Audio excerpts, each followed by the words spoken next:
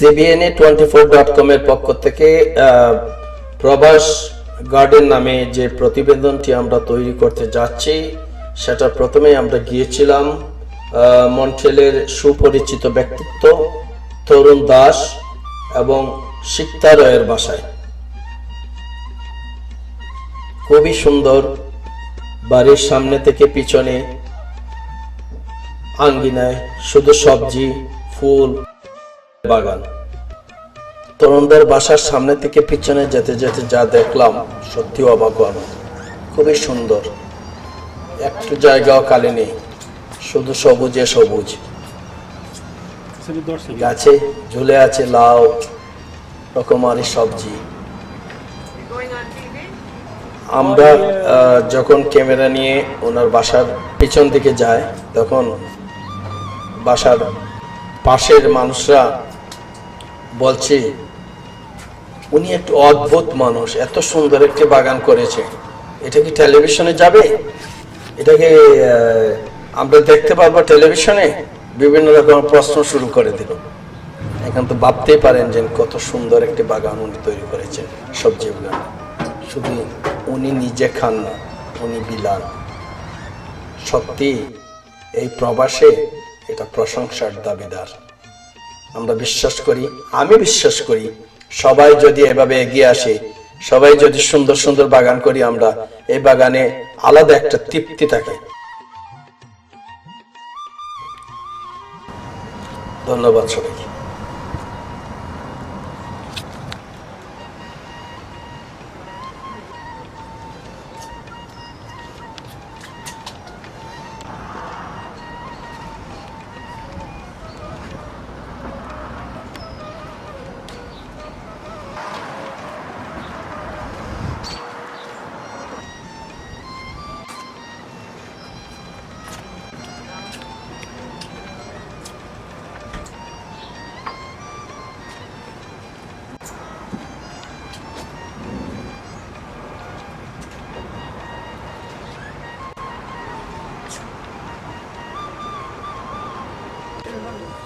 আমরা আসলে অনুপ্রেরণা যার কাছ থেকে পেয়েছি, উনি হচ্ছে আমার সম্বন্ধী, ওর বড় ভাই দীপক দা। যে ওনার কাছ থেকে আসলে সব সময় বাগানের ব্যাপারে যতটুকু উৎসাহ পেয়েছি।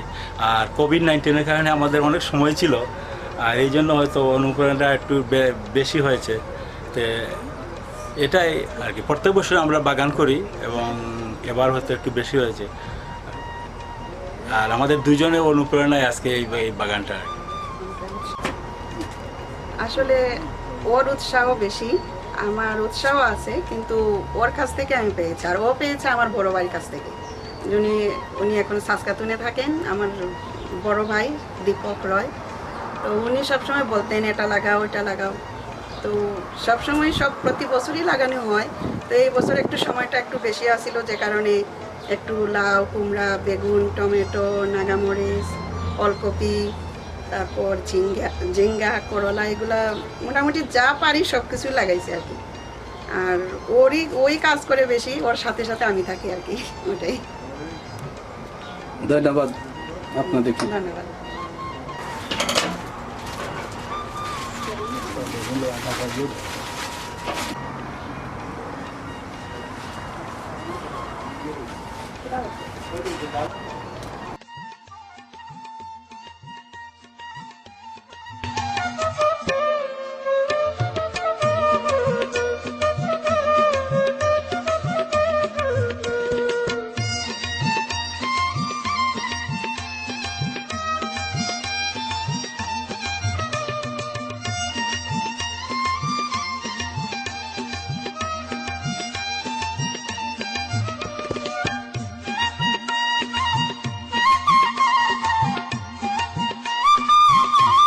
জি গার্ডেন হলো আর কি, এটা আমার একটা শখ।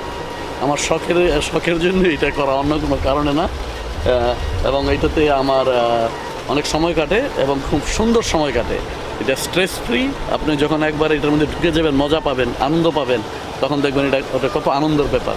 খাওয়া দাওয়ার থেকেও বড় জিনিস হলো বন্ধুবান্ধবকে বিলানো, আত্মীয় স্বজনকে দেওয়া, সেইটাই। তবে আমার পর্যাপ্ত পরিমাণে হয় যে যতটুকু আমরা সবাই বিলাইতে পারি আর কি। তো মেইনলি আমি আমাদের দেশের সবজিটাই মেইনলি করা হয় আর কি। সাইজে অনেক বড় হয় এগুলি, মাত্র হচ্ছে এই যে গফরগাঁও এটাকে বলে, এই দেখেন কত বড়, আরও অনেক বড় হবে এই বেগুন, আরও অনেক বড় হবে গফরগাঁও, এই যে দেখেন এই যে আরও আছে, তো এইরকম আর কি সব। এইটা হলো এখানকার একটা বেগুন, এটা দেখেন কত বড়, এত বড় বেগুন খুব কম দেখা যায়, ছোট গাছে, বাট বেগুন এগুলি মোটামুটি এগুলি আর কি। এটা বীজ রাখবো বীজের জন্য আর কি মেনটেন করে গার্ডেনাররা মোটামুটি। তো অনেক ধরনের বেগুন গাছ এখানে, বেগুনই বেশি। তারপরে ওই জালমরিচ, নাগা সহ, গোস্ট পেপার, ক্যারোলাইনা রিপার, ওইগুলি করলা আমাদের দেশের ওই জায়গার। তারপরে ওই ঢেঁড়স, টমেটো, লাউ, করলা আছে অনেক প্রকারের। এগুলি হলো অনেক ঝালমরিচ, এই যে এগুলো বলে গোস্ট পেপার এবং ক্যারোলাইনা রিপার, প্লাস এখানে আরও দেখতে পাবেন নাগা মাছ। তো এই করলা, এটা হলো এই দেশি করলা, চাইনিজ করলা, আর একটা বাংলাদেশি করলাও আছে। আর এইটা হবে পটল, এটা নতুন পটল হবে ইনশাল্লাহ, এটা পটলের গাছ। আর এটা একটা পুঁইশাকের গাছ, অন্য জায়গায় আছে আরও অনেক আছে। আর এগুলি হলো সব ভেরি হট পেপার, এইগুলি অনেক অনেক ঝাল পেপার, এগুলি বলা হয়। এখানে আছে নাগা, দুধ জলকিয়া, গোস্ট পেপার যেটাকে বলা হয়, এবং ক্যারোলাইনা রিপার, এটা হলো ক্যারোলাইনা রিপার শব্দ।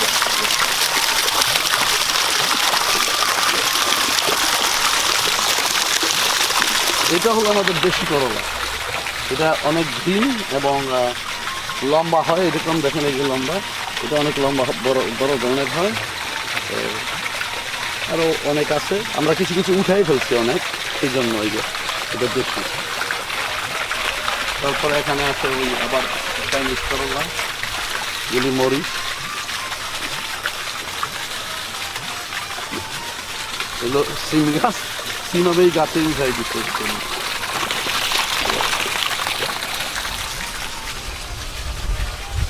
এখানে ওই কাঁচামরিচ, আমাদের দেশি কাঁচামরিচ এগুলি। তারপরে এটা হলো ইটালিয়ান বেগুন, এটাকে বলা ইটালিয়ান, এটাও সাইজে খুব বড় হয়, অনেক ধরনের হয়, এগুলি সবই ইটালিয়ান এখানে যা আছে। এটা দেখেন সাইজ দেখেন, এগুলি বেশ বড় ধরনের বেগুন, খুব সুন্দর সবই এখানে এগুলি। এইটাও এক ধরনের মরিচ, আমাদের দেশি মরিচ, দেশের মরিচ বড়। ওইদিকে লাউ, কিন্তু লাউ আমাদের লাউ হওয়ার বয়সে অনেক আগে, লাউ প্রায় 30-35টা, কিন্তু লাউ অলরেডি ফিনিশ আপনার ছবি দেখাইতে পারবো লাউ। এখানে লাউ গাছ, লাউ আরও কিছু রয়েছে, কত খাবো না। আর এখানে হইলো পুঁইশাক আমরা প্রচুর কেটে নিচ্ছি, অলরেডি কেটে নেওয়া হয়েছে, না কাটলে দেখতে পেলেন সব কাটা এগুলো, সব কেটে দেওয়া হয়েছে।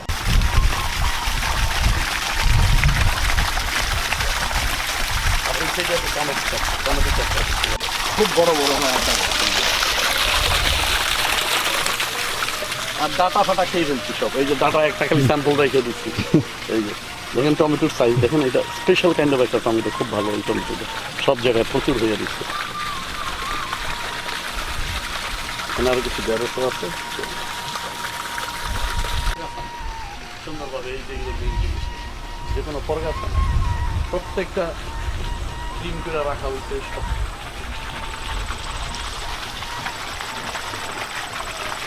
ওই সাইডে আছে গোলাপ গাছ, গোলাপ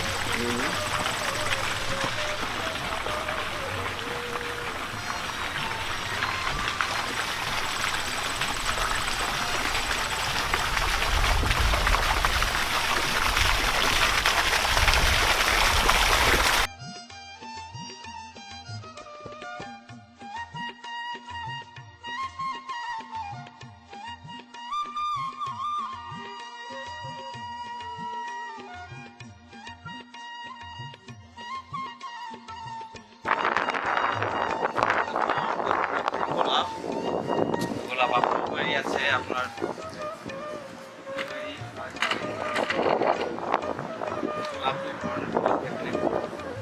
গাঁদা ফুলের বিভিন্ন জাতি দেখো, বেশি তো চুপের মতো দেখতে ভালো লাগে, এটা ছোট আকারের, বড় আকারের।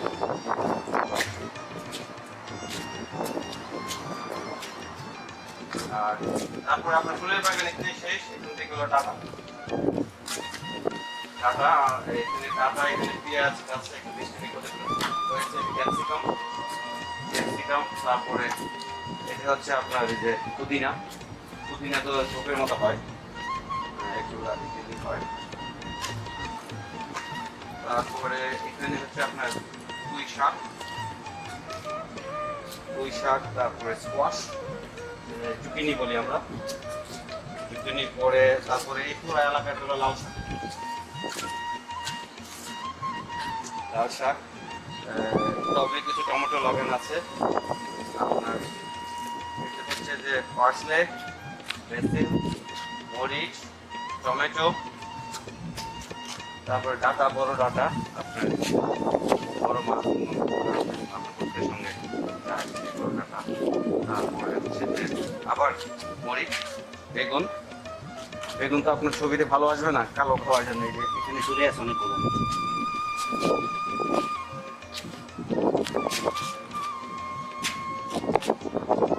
তারপর করলা আপনার চলে আসে, করলা এখানে করলা, তারপর এখানে শশা,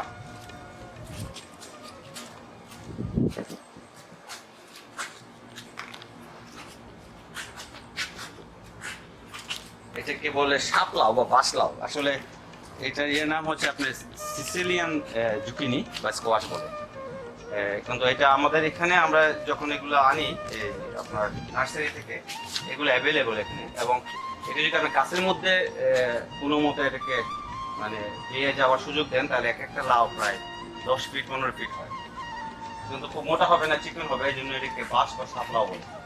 এবং টেস্ট আমাদের দেশি লাউর মতো। আমারও 3টে দেশি লাউর গাছ আছে, এখনো লাউ আসেনি, আমরা অপেক্ষায় আছি, কারণ দেশি লাউ আসতে একটু সময় নেয়। তো যারা আপনার সিজনের আগেই একটু গ্রিন হাউসের মধ্যে করে চারা বড় করতে পারে, তাদের আগেই শুরু হয়। আমরা তো যারা এটা করি না, তাদের একটু সময় লাগে। কিন্তু এখন অগাস্ট মাস, এখনই আপনাদের অগাস্টের পরে সেপ্টেম্বরের ফার্স্ট উইকের মধ্যে আসলে শেষ হয়ে যায়। আপনার এখানে অনেক গাছের মধ্যে একটা অপরিচিত গাছ আপনাদের জন্য আছে, সেটাকে বলে মিজুনো বলে। এইটি হচ্ছে জাপানিজ হার্ব। এটার খুব অ্যারোমেটিক একটা ইয়ে পাবেন, টেস্ট পাবেন। এটাও আমরা এখানে আছে। তারপরে মরিচ আছে, স্কোয়াশ, আবার পুঁই শাক, লাউ তো আছে। তাহলে আমার এখানে প্রায় 12-13 রকমের সবজি আমরা করেছি। প্রতি বছর আমার ওয়াইফ এগুলো করে, আমি তো এই গার্ডেন করার সময় দিতে পারি না।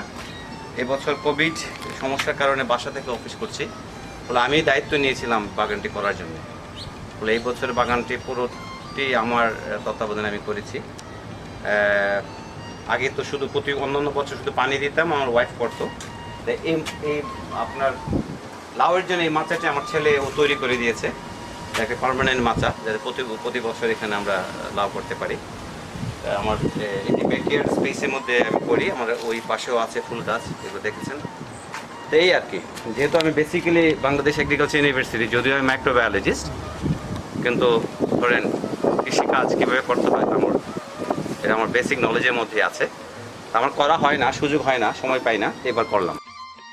আপনার এখন সব জায়গায় বাঙালিদের বাসায়, বিশেষ করে যাদের বাসার পাশে বা পেছনে আপনার জায়গা আছে, তারা সবাই কিন্তু কম বেশি গার্ডেন করছে। আমি কিছু কিছু গার্ডেন দেখেছি চমৎকার। আপনার বিশেষ করে লাউ গাছ যদি দেখেন, আপনার মানে কয়েক ডজন লাউ ধরে আছে, মানে অনেক যত্ন নিয়ে অনেকে করে, সবাই করছেন। কারণ বিদেশে আপনার দেশি শাকসবজির যে টেস্ট, সেটা আসলে অন্যরকম।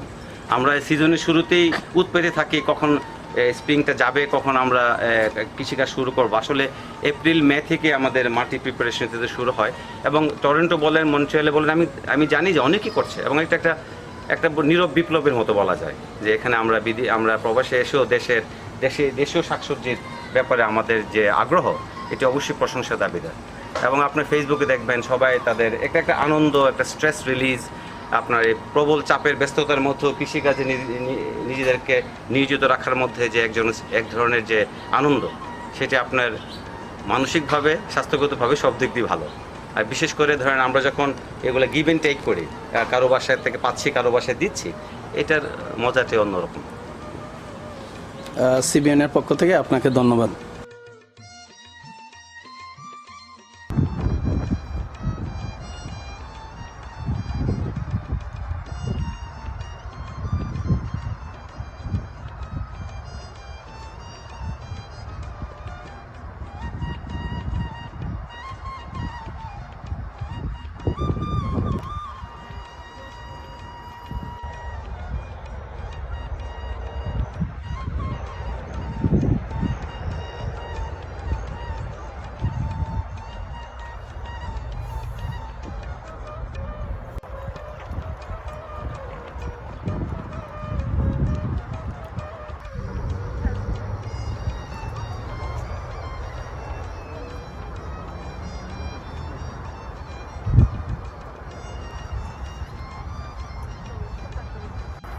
বলো না কিছু। বিসমিল্লাহ, আমাদের প্রথম গাছের লাউ। বিসমিল্লাহ।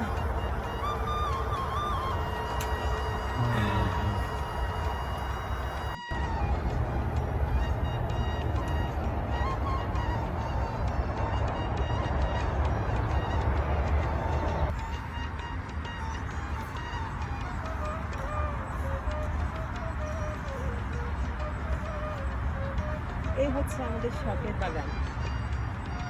কানাডায় বসে বাংলাদেশের স্বাদ পাওয়ার একটা ক্ষুদ্র প্রচেষ্টা। আর আমি এই প্রচেষ্টার নাম দিয়েছি শখের করি বাগান করি।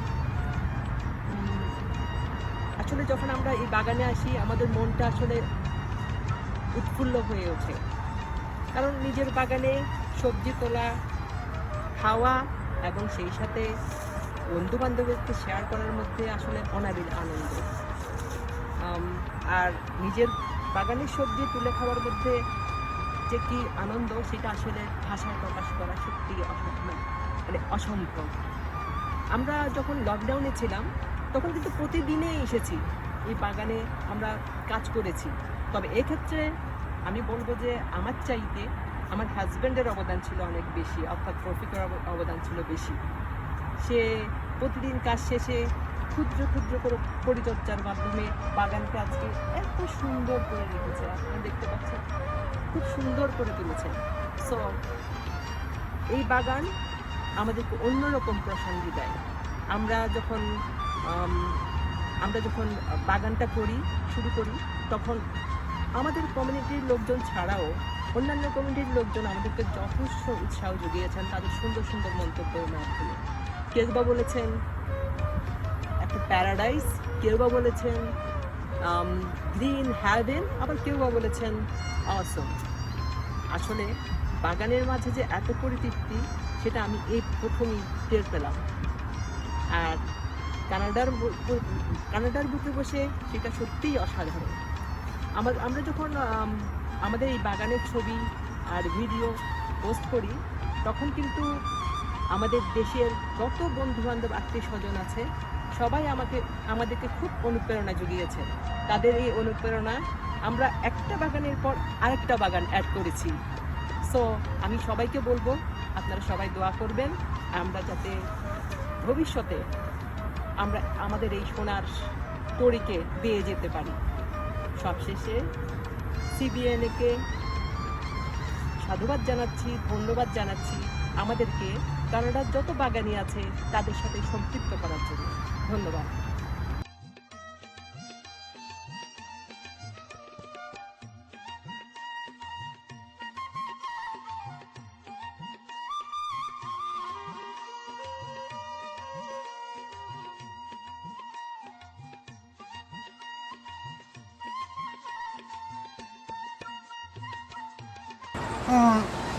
আমি দিলীপ প্রসাদ চৌধুরী। বাংলাদেশে আমার বাড়ি ছিল মৌলভীবাজার জেলার কুলাউড়াতে।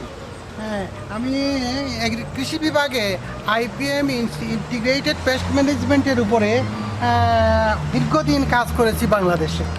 হ্যাঁ, ওইখানে আমি প্রায় 36 বছর চাকরি করি মৌলভীবাজার ডিস্ট্রিক্টের ভিতরে। যাক, আমি 2015 সালে পেনশনে আসার পর 2018-তে আমি কানাডায় আসি। ওইখানে আমার ছেলের পরিবার সবাই বসবাস করে। আমিও সেই সুবাদে ওইখানে বেড়ানোর উদ্দেশ্যেই আসি। আসলে এইখানে আসার পর আমার যে হবি ছিল ফসল উৎপাদন করা বা কিচেন গার্ডেন করা, একটা হবি আমার সবসময় আমার মনের মধ্যে ছিল। আর সেই সুবাদে আমি এই দিকে একটু মনোযোগ দেই। তবে এই দেশের আবহাওয়া জলবায়ু সম্পর্কে আমার ধারণা নিতান্তই কম। বর্তমানে যে আমি ফসল এইখানে চাষ করেছি, যেমন টমেটো আছে, এইখানে আছে পাট শাক, ডাঁটা শাক, জুগিনি ইত্যাদি। আমি যে চাষাবাদ করিয়ে ওইটা নিতান্তই আমার পরীক্ষামূলক। এখানের আবহাওয়া, মাটি, জলবায়ু আমার ধারণার বাইরা, সেই সুবাদে পরীক্ষামূলকভাবে এগুলো উৎপাদন করে। আবার কিন্তু যদিও আমার পরীক্ষামূলকভাবে করেছি, আমার ফসলগুলো খুবই ভালো হয়েছে। এখানে মরিচ আছে, তো পাট শাক তো আছে, বেগুন যথেষ্ট হয়েছিল বটে। এখন হয়তো শেষ পর্যায়ে চলে আসছে, যার কারণে অনেক কিছু আমি এখানে উপস্থাপন করতে সক্ষম হচ্ছি না।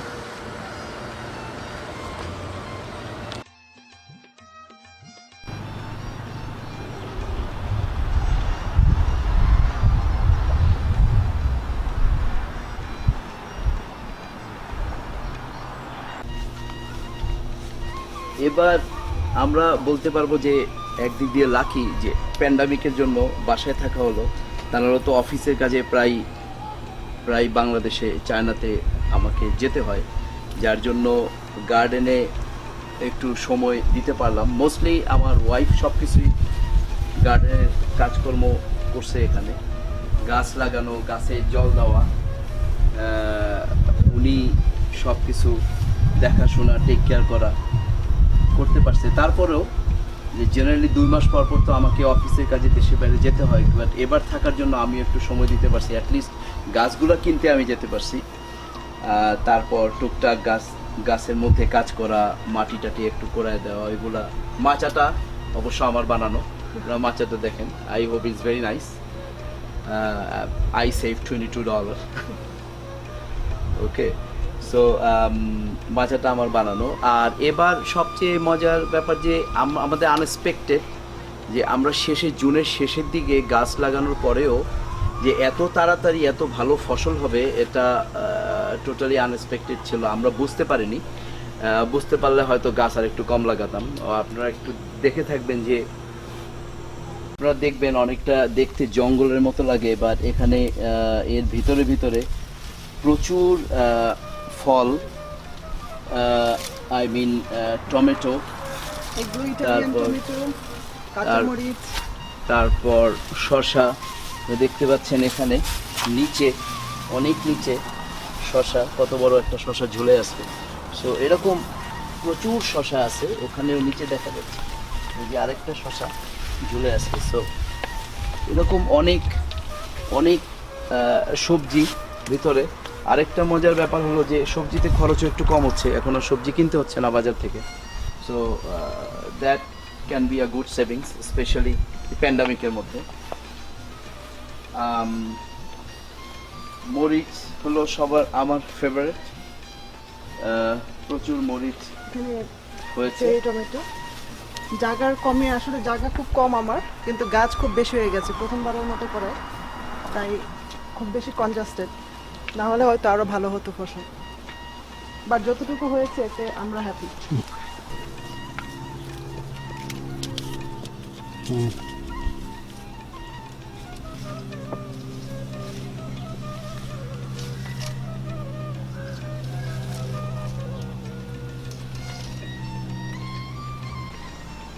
এটা হলো তাল বেগুন গাছ, গোল বেগুন যেটা বলি। এখানে অনেকগুলো কেটে ফেলছি, বাট একটা এখনো বাকি। এখনো আমাদের প্রচুর তাল বেগুন হয়েছে এখানে। এটা বড়টা এখনো একটা আছে, এটা একটা আছে, এটা আমার ফেভারিট, ভাজির জন্য বেস্ট। আর এগুলো হলো গোল বেগুন, আর এগুলো হলো সুইট চিলি বলে। এটা আমি ভেবেছিলাম লাল, মানে কালারটা চেঞ্জ হবে, রেড হবে, কিন্তু হয়তো ওয়েট করলে হবে, এখন পর্যন্ত গ্রিন। এখানে আরো কতগুলো সুইট চিলি, ক্যাপসিকাম, তারপর আমাদের মরিচ, সবাই চেনে মরিচ গাছ, আর এগুলো হলো ক্যাপসিকাম। এখানে সবগুলোই ক্যাপসিকাম হয়েছে, বেশ কিছু কাটাও হয়ে গেছে, আর কিছু এখনো আছে। এটা জুকিনি, কিনে আসলে কেনাটা ভুল হয়েছে আমি বলবো, আমি খুব একটা হ্যাপি না জুকিনি নিয়ে, খুব বেশি জায়গা নিয়ে নেয়, অথচ ফসল খুব একটা ভালো হয় না, জুকিনি লস প্রজেক্ট। আর এটা হলো চেরি টমেটো, জায়গার অভাবে আসলে গাছগুলো মনে হচ্ছে যে এখানে একটা জঙ্গল, কিন্তু আমার অল্প জায়গায় অনেক বেশি গাছ হয়ে গেছে, তো তাই একটু congested. But I am happy, ফলন ভালো হয়েছে, ফলন ভালো হয়েছে। সবজির খরচ কম মার্কেটে। এগুলো চেরি টমেটো, এখানে ইটালিয়ান টমেটো, কাঁচামরিচ, এগুলো হলো এখানে ইংলিশ কিউকাম্বার আর ইটালিয়ান কিউকাম্বার, আর আমাদের দেশি যেটা দেশি শসা ওখানে, আর এটা হলো তিতা করলা।